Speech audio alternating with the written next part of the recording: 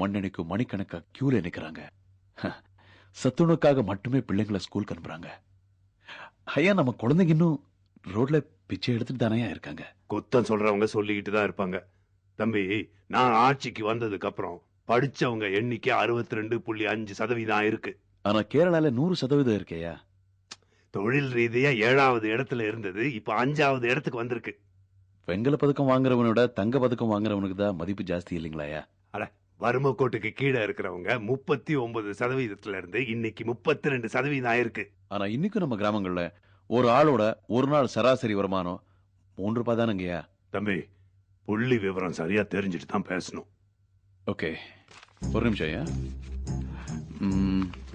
ஐயா, இது வந்து வேர்ல்ட் எக்கனாமிக் ஃபார்ம் ரிப்போர்ட், இது IMF ரிப்போர்ட், இது Amnesty International and this is Human Rights Commission, இது வேர்ல்ட் பேங்க் ரிப்போர்ட். உலக வங்கி கொடுத்த கடன் மக்களுக்கு சரியா போய் சேரல, உங்க அமைச்சர்கள் எல்லாத்தையும் சாப்பிட்டாங்கன்னு அடுத்த தவணையை கேன்சல் பண்ணிட்டாங்க. அது உனக்கு தெரியாது தம்பி. உலக வங்கி நம்ம மாநிலத்தையே அவங்க கிட்ட அடமானம் வைக்கிற மாதிரி 1008 கண்டிஷன் போட்டாங்க. அது என்னங்க, கொஞ்சம் விவரமா சொல்லுங்க. அது உங்ககிட்ட சொல்றதுக்கு இல்ல, மக்கள்கிட்ட சொல்லிக்கிறேன். மக்கள் தான் பாத்துக்கிட்டு இருக்காங்க, சொல்லுங்க. நமக்கு உலக வங்கியில இருந்து வர வேண்டிய நிதியை அவங்க ஏன் கொடுக்கல?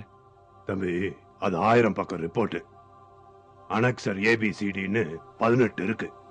15 ரூபா செக்ரட்டரியேட்ல கட்டி சாவாசமா படிச்சு பார்த்துட்டு மக்களுக்கு சொல்லு. அடுத்த கேள்வி. ஐயா, நீங்க அரசியலுக்கு வர்றதுக்கு முன்னாடி வசதியான குடும்பத்தை சேர்ந்தவரா? இல்லப்பா, சாதாரண ஏழை விவசாய குடும்பம். உங்க சம்பளம் எவ்வளவுங்க? இல்ல, உங்க சம்பளம் எவ்வளவுன்னு? வெடிப்பு போக ஒரு 18,000 ரூபாய் வரும். அதாவது வருஷத்துக்கு சுமார் 2 லட்சம் ரூபாய். சோ கூட்டி கழிச்சு பார்த்தா இத்தனை வருஷத்துல உங்க மொத்த சம்பாத்தியமே ஒரு 25 லட்சம் கூட தாண்டாது. ஆனா இன்னைக்கு உங்ககிட்ட 800 கோடி ரூபாய் சொத்து இருக்கு. அது எப்படிங்க வந்தது? மாட்டினாடா மானஸ்தன். இது அபாண்டமான குற்றச்சாட்டு. வேணும்னா வழக்கு போடுங்க. நீதிமன்றத்துல வந்து நான் குற்றமற்றவன் நிரூபிக்க தயார். வழக்கா? 10-15 வருஷமா விசாரணை நடக்காம நிலுவையில் இருக்கிற கேஸுங்களோட எண்ணிக்கை மட்டும் 14 லட்சம். குற்றவாளிங்க எந்த பயமும் இல்லாம தொடர்ந்து தப்பு செய்யறதுக்கு மூல காரணமே இந்த தாமதம் தான் அப்படின்னு நான் சொல்ல. ஹியூமன் ரைட்ஸ் கமிஷன் ரிப்போர்ட் சொல்லுது. ஞாபகம் இருக்குங்களா? பார்த்த மாதிரி இருக்கு. உங்க தேர்தல் வாக்குறுதி புத்தகம் ஞாபகம் இல்ல? எப்படி மறக்க முடியும்? புத்தகத்தை எழுதுனதே நான் தானே. ஒவ்வொரு வாக்குறுதியும் மனசுல பதிஞ்சிருக்கு. ஜாதி இல்லாத சமுதாயம் அமைக்க, சட்ட ஒழுங்கில் அமைதி காக்க, பெண்களுக்கு பாதுகாப்பு அளிக்க, நியாய விலையில் அன்றாட பொருள் தர, எல்லோருக்கும் இலவச கல்வி, கலவின்னு அச்சா இருக்கு. லானால புள்ளி போடல மனப்பாடம்பா. இதெல்லாம் வந்துச்சுன்றீங்களா? வரலன்றியா? சட்ட ஒழுங்கில் அமைதி காப்போன்றீங்க. ஆனா அந்த சட்ட ஒழுங்கு செயல்படாம இருக்கிறதுக்கு காரணமே நீங்க தானே. ஜாதி இல்லாத சமுதாயம் அமைப்போன்றீங்க. ஆனா அந்த ஜாதி கலவரத்தை ஊக்குவிக்கிறது நீங்க தானே. தம்பி, என்ன கோவப்படுத்தணும்ன்ற ஒரே நோக்கத்துல கேள்வி கேக்குறியா? என் நோக்கம் அது இல்லைங்க. மக்கள் உண்மையை தெரிஞ்சுக்கணும். கொஞ்சம் பாருங்க. தமிழ்நாடு பூரா எங்க பஸ் ஓட அங்க நிப்பாட்ட சொல்லுங்க. ஏத்திருவியலோ? என்னை ஏத்து கொண்டுட்டா என் ஜாதிக்காரெல்லாம் விட்டுருவாளோ? தமிழ்நாடே பத்தி அறிய. ஒரு பஸ் டிரைவர் நடு ரோட்ல பஸ் நிறுத்திட்டு டிராபிக் ஜாம் பண்றான். கேட்டா ஆளுங்கட்சி என்றான். டிராபிக் போலீஸால எந்த ஆக்ஷன் எடுக்க முடியல. இன்னொரு டிரைவர் டயர் கீழே படுத்துட்டு ஜாதி பேரை சொல்லி பயமுறுத்துறான். ஒரு போலீஸ் கமிஷனர் தன்னுடைய கடமையை செய்ய முடியல. அப்ப உங்களை நடவடிக்கை எடுக்க சொன்னா எங்க அந்த ஜாதி சப்போர்ட் போயிருமோன்னு பயந்து எந்த நடவடிக்கை எடுக்காம சும்மா இருந்துட்டீங்க. தமிழ்நாடே பத்திக்கிட்டு எரிஞ்சுது. அதை பத்தி உங்களுக்கு கவலை இல்ல. எத்தனையோ பொதுமக்கள் பாதிக்கப்பட்டிருக்காங்க. அதை பத்தி உங்களுக்கு அக்கறை இல்ல. 300 கோடி ரூபாய் நஷ்டம் இருக்கு. அதுவும் உங்களுக்கு முக்கியம் இல்ல. இப்ப உங்களுடைய ஒரே குறிக்கோள் உங்க பதவியை விட்டுறக்கூடாது, அப்படிதானே?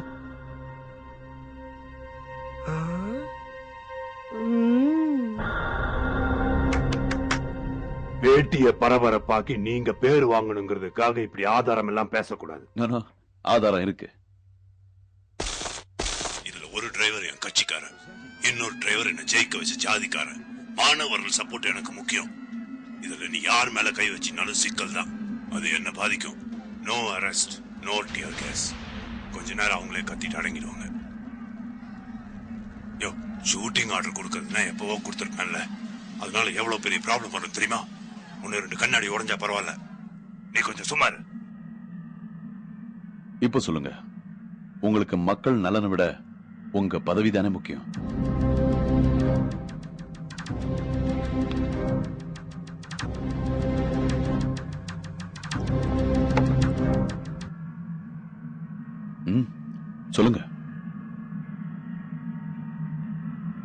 என்னாச்சு? What's going on? அரங்கனார குரங்கனார் ஆகிட்டான். சொல்லியா மடனாயா கொண்டுடுவேன். கேமரா ஆஃப் பண்ண சொல்லு. Chinnasamy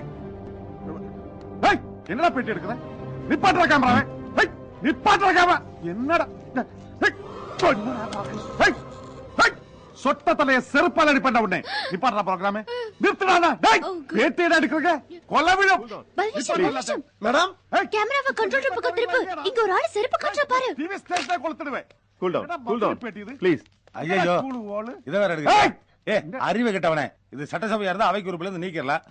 live telecast. தமிழ்நாட்டுல இருக்கிற ஜனங்க ஊரா பாட்டு இருப்பாங்களா? கீழப்படியா செருப்ப நானும் தெரிவேனா? நீ தெரிவியா? கையில இருக்கிற செருப்பு, செருப்புல இருக்கிற சாணி எல்லாம் தெரியும். சரியா முடிச்சவனே கீழே பொடியா நாத்தம் தாங்க முடியல. இவன் எம்பி சீட் வேற கேக்குறான். சார் தம்பி கொஞ்சம் தள்ளிக்கிறீங்களா? சார் சார் லைட் வாங்கி sir. Sir sir please sir, please sir.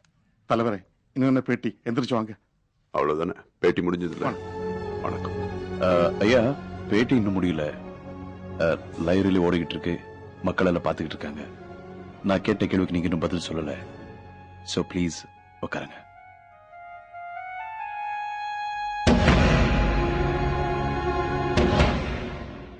நல்ல டப்பிங் பண்ணிருக்கீங்க. என்ன மாதிரி குரல் வாழ இருக்கிறவனையும் வச்சு டப் பண்ணிட்டு மக்கள் மனசை கலக்கி பாக்குறீங்க. இதுக்கெல்லாம் பதில் சொல்ல வேண்டியது இல்ல. அந்த கலவரத்தை படம் பிடிச்சதே நான் தான். ஓஹோ, எதிர்கட்சிக்காரங்கிட்ட எவ்வளவு வாங்கின? நீங்க எதிர்கட்சியா இருந்தப்போ எவ்வளவு கொடுத்திருப்பீங்க?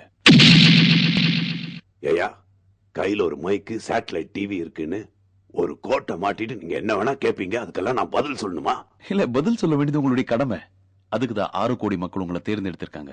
சிஎம் பதவினா என்னன்னு தெரியுமா உனக்கு?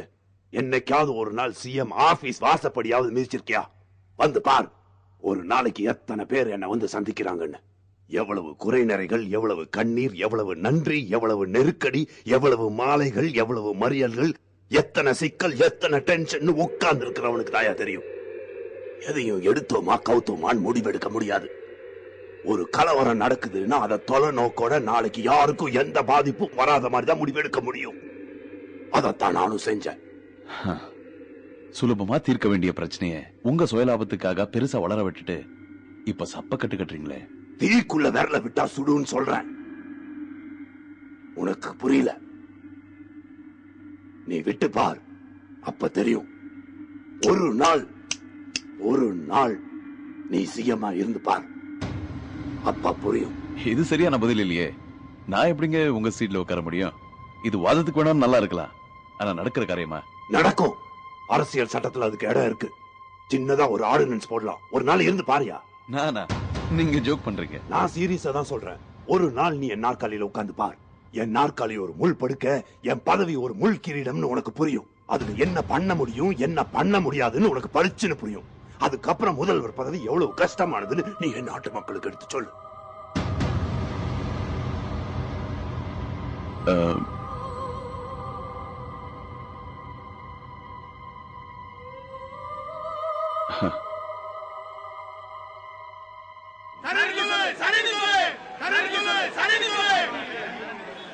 என்னங்கடா இது? சிஎம் சீட்ல ஒன்றே மேட்ச் விளையாண்டு இருக்காங்க.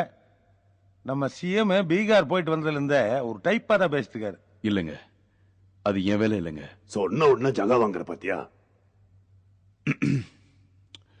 அதான் ஒரு நாட்டு தலைவங்கிட்ட விளையாடக்கூடாது. அகலாது அணுகாது தீக்காய்வார் போல்க இகழ்வேந்தர் சேர்ந்தொழுகுவார்னு. இதான் உன்ன மாதிரி ஆள்கிட்ட ஒரு பொறுப்பை கொடுத்து நேரடியா சவால் விட்டா பின் வாங்குற பாரு. என்ன இருந்து பாக்குறிய ஒரு நாள்? வந்து லைவ் ரிலே ஓடிட்டு இருக்கு தம்பி. மக்கள் பார்த்துட்டு இருக்காங்க. பதில் சொல்லுங்க. இல்ல பேட்டியை முடிச்சுக்கலாமா? சரிங்க ஐயா, இது சாத்தியம்னா நான் தயார்.